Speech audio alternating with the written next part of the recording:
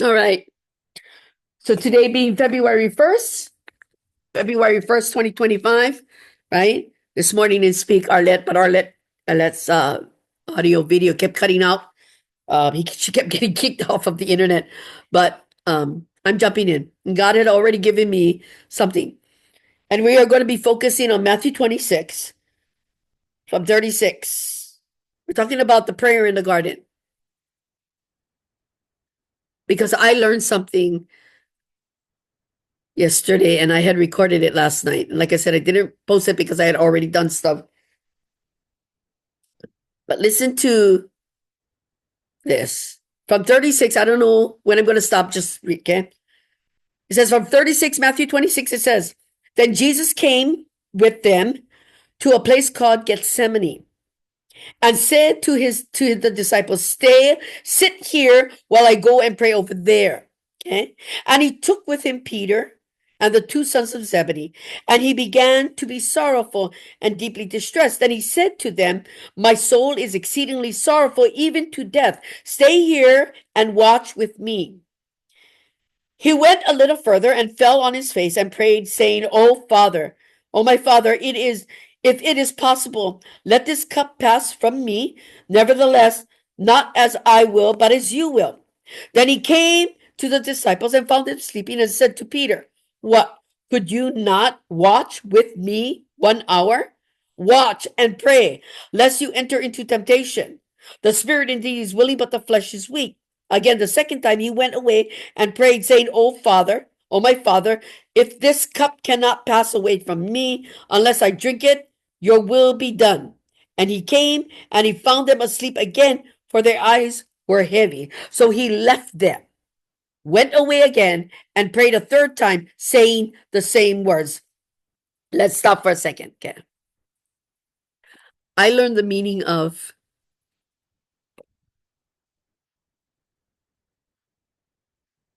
Oh Father, if take this cup. My soul is exceedingly sorrowful. Verse 38, my soul is exceedingly sorrowful, even to that. Stay here and watch. And then he went a little further, fell on his face, and prayed, saying, Oh, my Father, if it is possible, let this cup pass from me. Nevertheless, not as I will, but as you will. Have you guys ever thought about what this means?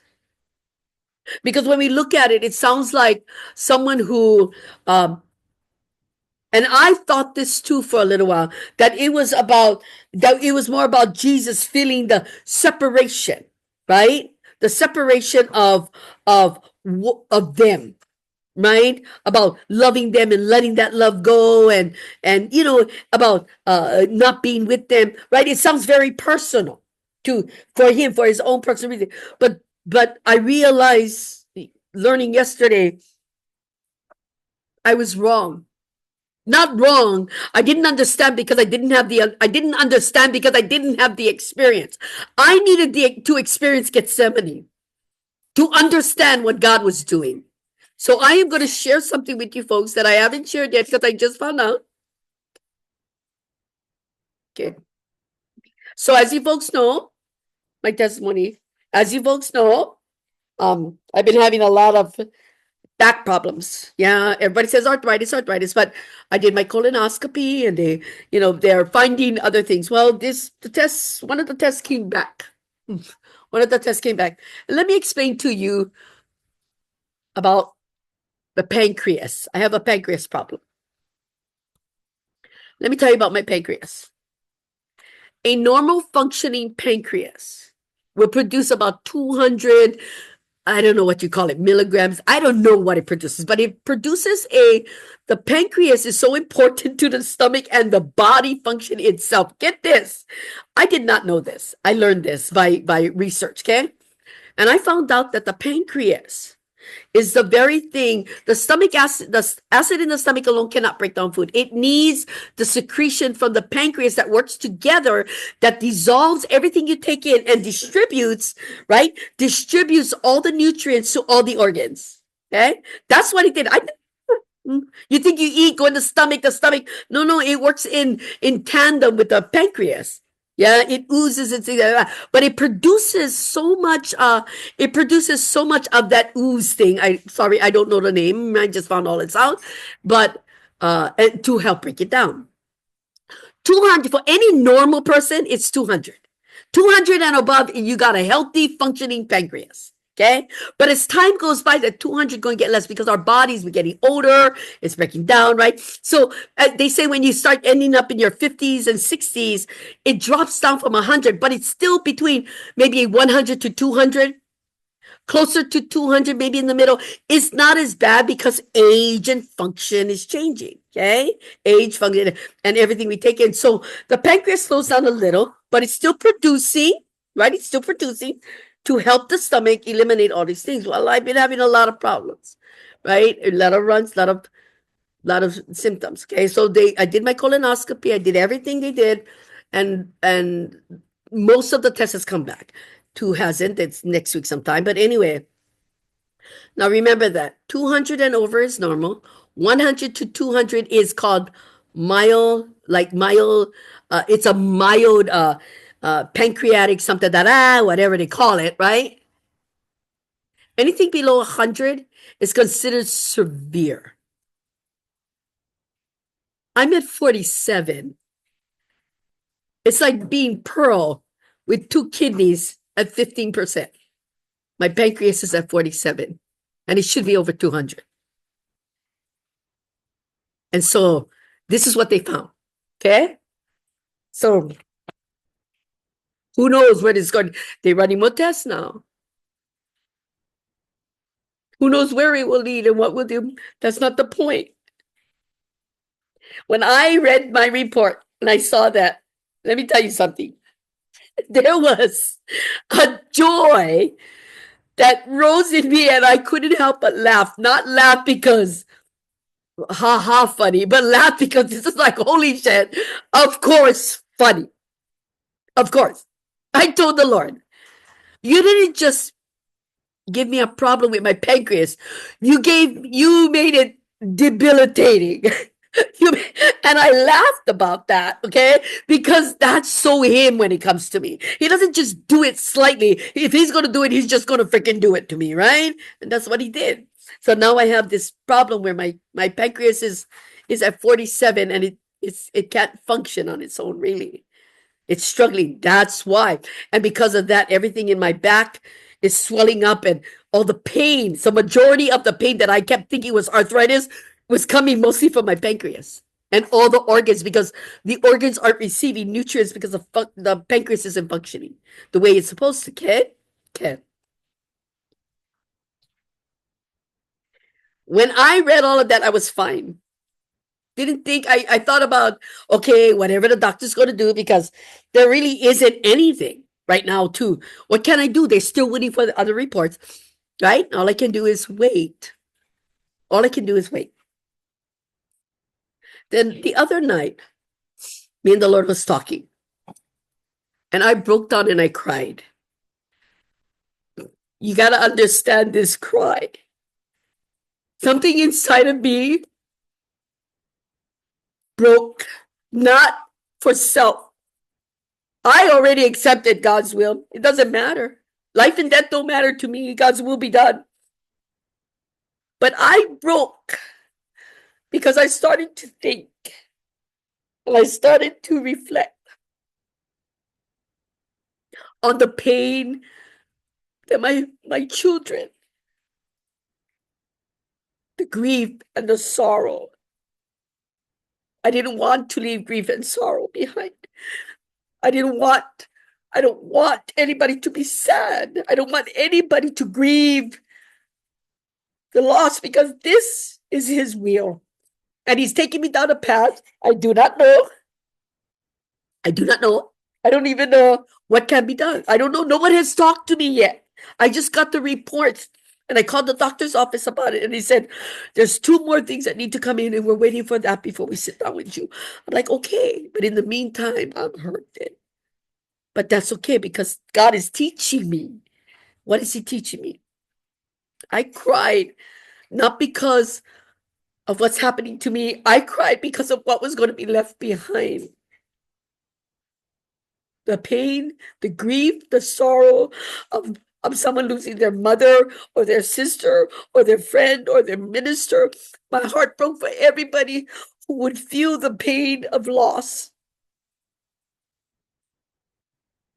I don't care about me, but I don't want to leave anybody like that. I don't want anybody to feel that, you know? Then he brought this up. It came. Why?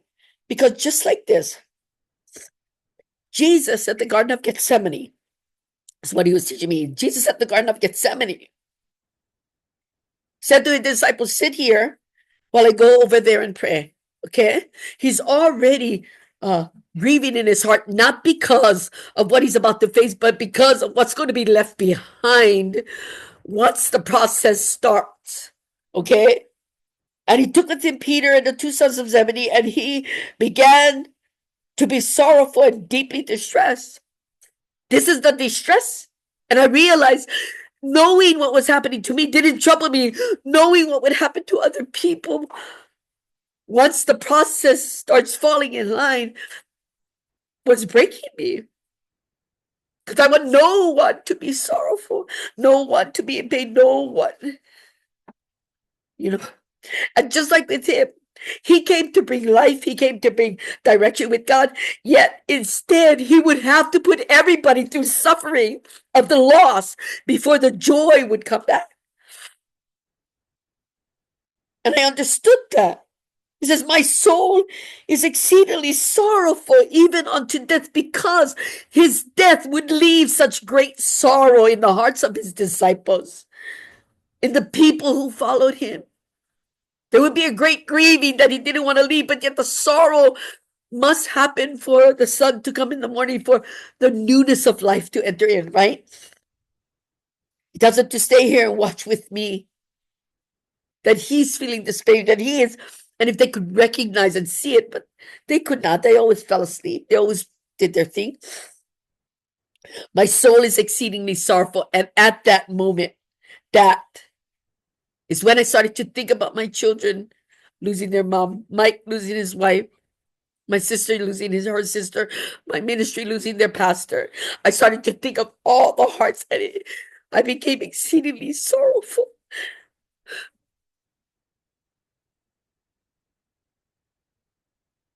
And I realized this is what Jesus meant.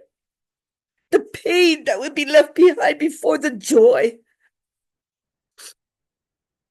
It wasn't about getting on the path of suffering. He accepted that. Like, I accept this path. This is his will. This is his will for me. I accept that. I am not afraid of it. It's necessary for him. Whatever he is, he's doing. I'm not going to beg for my life. I will follow. He has laid it before me. He has done this with me because he has laid before me a path that I must walk. But the deal is other people will hurt in their soul. Like I said, my children, my husband, my friends will grieve in themselves. And that's the last thing I want to do is grieve anybody.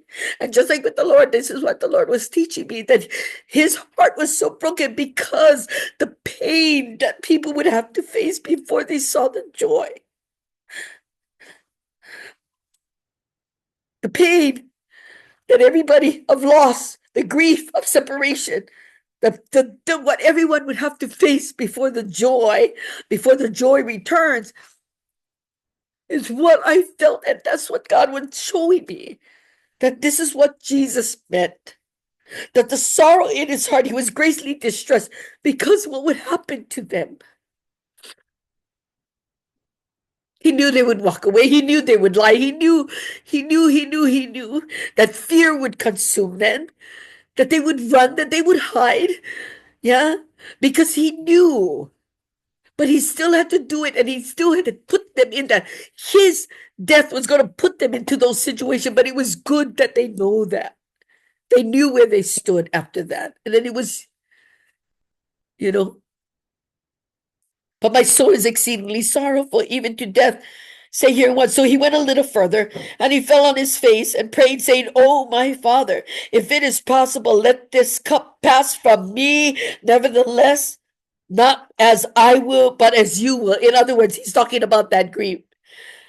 Oh, Father, if it is possible, let this cup pass from me, the one that is feeling the pain of the pain that is left. He was a healer, a deliverer. He gave insights and revelation. And this is going to be the first time that he's going to be leaving pain and sorrow, which is not part of his nature, but it is a part of ours. And through that pain and that sorrow, they were going to see the truth about themselves, what that pain and that sorrow did to them. That's what they were going to learn. So this was necessary, but it wasn't a part of his nature to hurt anyone, but to help everyone, to find their way to God. But we don't realize that sometimes to find God, we got to go through the suffering and go through the pains and go through the sorrows, right? So that we can end up in a better place afterwards. But it pains God that you have to go through this, that you have to face it like this.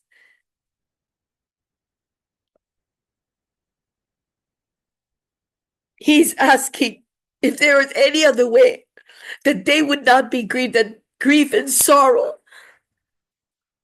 If there was a way, but there is no other way.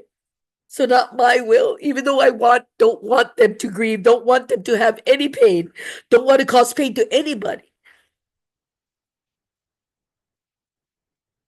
It must be done. I understand that. But like he must go through the pain. Yeah, the suffering from the Garden of Gethsemane to the cross. He must go through that so that he can fulfill God's will. But at the same time, him going through that is putting everybody through that. But do we end up in the same place at the end? And everybody's going to feel the pain, and everybody's going to feel their sorrow, and everybody's going to go through. You know what I'm saying? But he didn't want to be the cause of that pain, because he wasn't one who brought pain, but deliverance. Nevertheless, not my will, but your will. And then he came to the disciples and found them sleeping and said, what? Could you not watch with me 1 hour? Meaning that, could you not see the pain that I am in? Why are you not aware? Could you not watch and see by watching my pain, by watching my sorrow? Could you not see what I'm going through for you so that you can understand why this must happen? But instead, we close our eyes. Let's let Jesus do his perfect work. Let's pastors do our perfect work like God do his perfect work. And we go on and do our own thing and fall asleep. And then somebody comes and say, what? You guys cannot see what's going on? You cannot see what the unfolding of what he's doing? And then you wake up like, oh yeah, I guess I should have watched. I guess I should have saw. Could you not even watch with me? Seeing that I'm sorrowful, could you not see the sorrow? And try to understand it and do it with me. And watch this sorrow with me. And understand this with me. Could you not? He says, watch and pray. Stay connected. Be aware of yourself. Be watchful, right? Of your own blindness, your laziness, your complacencies. Be aware.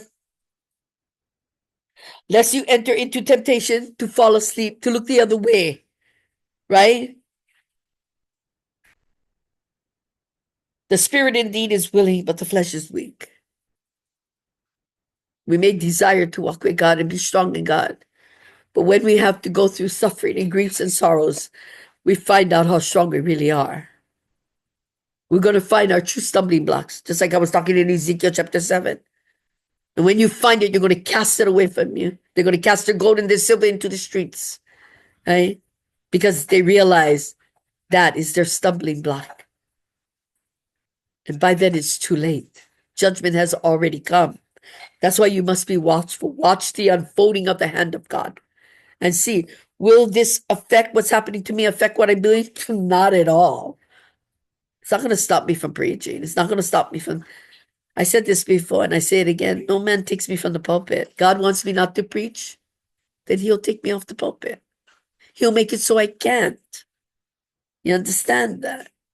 And give someone else time to rise up. Whatever he's doing it because It's necessary. In his mind's eye, in his will, in his plan, what I go through is necessary for his greater will, for the greater good. And I've accepted that. I'm not afraid of this kind of stuff. But just the thought of the pain left behind, that can be devastating. And that's why I thought, that's why he showed me that. He said, that's what the cup that Jesus was asking God to take away. The thought of knowing that people are going to be hurt. They could be grieved and sorrowful, but you're going to leave them alone. That your time is done with them. When it's time to go, God calls you home, it's time to go. Life goes on. They will survive. But just that moment of pain, it's hard to bear. It's hard to bear.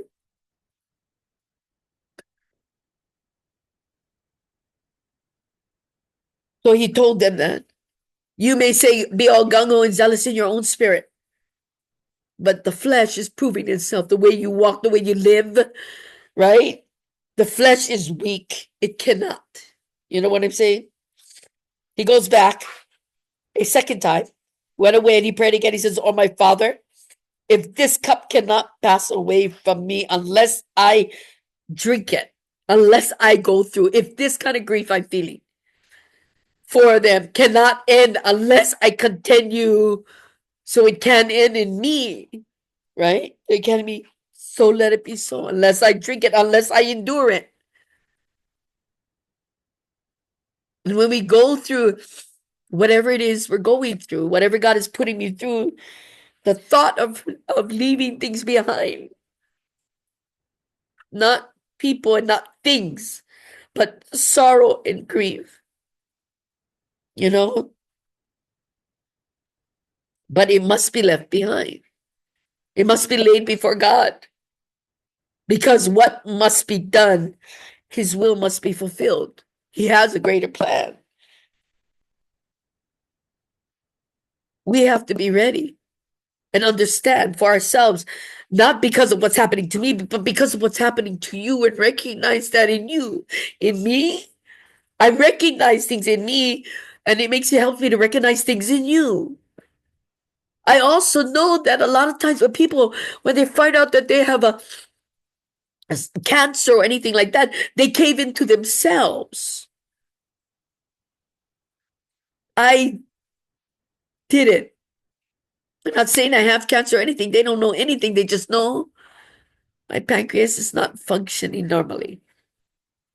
They call it severe pancreatic something severe. I laughed at God. I said, you know what, Lord? This is becoming a common word, right? You have severe pancreatic whatever. My arthritis in my back, there is severe arthritis in the lower back. My wrist, you have severe. I started to laugh and go, everything is freaking severe. Such dramas, right? If it's bad, it's bad, but come on, severe is a big word, is what I told the Lord.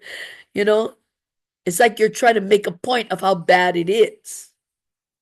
But even if it's severe, it's not going to change the path that I'm on. It is what it is. And he always makes it, I said, that's you. You push it all the way. Not because I cannot, but because you know I can. You prepared me for this. For such a time as this. Right? I'm not afraid of it. But I'm afraid for everybody else.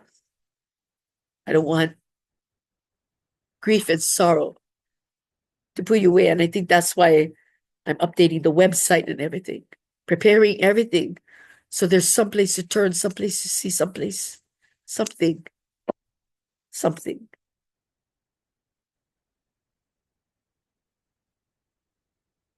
That's the grief he was talking about.